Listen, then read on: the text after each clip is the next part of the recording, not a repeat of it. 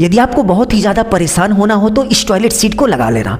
कौन सी, चलिए एक एक करके फुल इन्फॉर्मेशन आप सभी से शेयर करते हैं। जब यूरोपियन टॉयलेट सीट लगाने की बारी आती है तो मुख्यतः हमारे पास दो ऑप्शन होते हैं, पहला फ्लोर माउंटेड कमोड, दूसरा वॉल माउंटेड कमोड। अब यहाँ पर क्वेश्चन उठता है कि फ्लोर माउंटेड और वॉल माउंटेड में क्या अंतर होता है, जबकि दोनों सीटें एक जैसी ही दिखती हैं। तो फ्लोर माउंटेड सीट की बात करें तो आप देख सकते हैं कि फ्लोर माउंटेड सीट को कुछ इस तरीके से फ्लोर यानी कि फर्श पर रखकर सेट किया जाता है। सेकंड, वॉल माउंटेड कमोड की बात करें तो आप देख सकते हैं कि वॉल माउंटेड कमोड फ्लोर यानी कि फर्श से थोड़ा ऊपर उठकर लगाया जाता है और दीवार में ये सेट होता है, इसीलिए इसको वॉल माउंटेड कमोड बोला जाता है।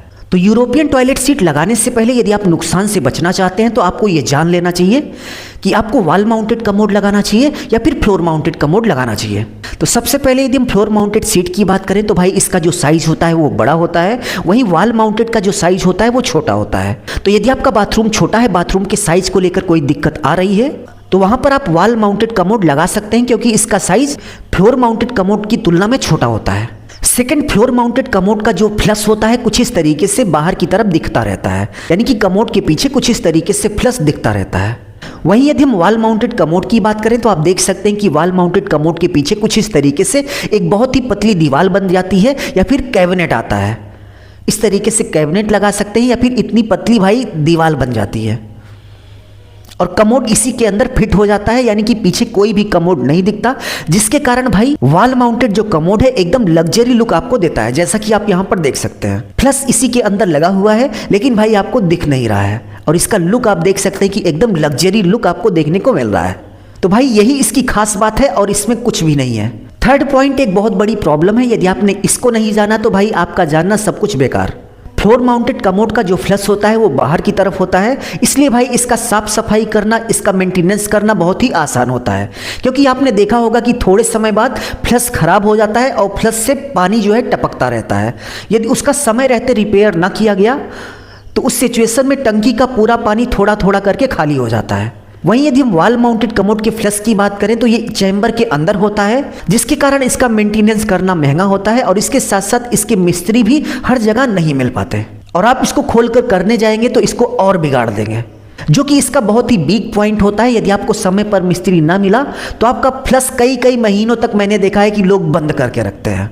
नेक्स्ट, फ्लोर माउंटेड कमोड की साफ सफाई पर बहुत ही ध्यान देना पड़ता है, क्योंकि ये फ्लोर पर होता है और फ्लोर पर आने वाली गंदगी कमोड के चारों तरफ चिपकती रहती है। ऐसे में भाई इसकी साफ सफाई पर विशेष ध्यान देना होता है। वहीं यदि हम वॉल माउंटेड कमोड की बात करें तो ये फर्श से थोड़ा ऊंचाई पर होता है, तो ऐसी सिचुएशन में भाई फर्श के नीचे जो भी गंदगी आ रही है उसको आप आराम से झाड़ू वगैरह से साफ कर सकते हैं, इसलिए इसकी साफ सफाई में विशेष ध्यान देने की जरूरत नहीं होती।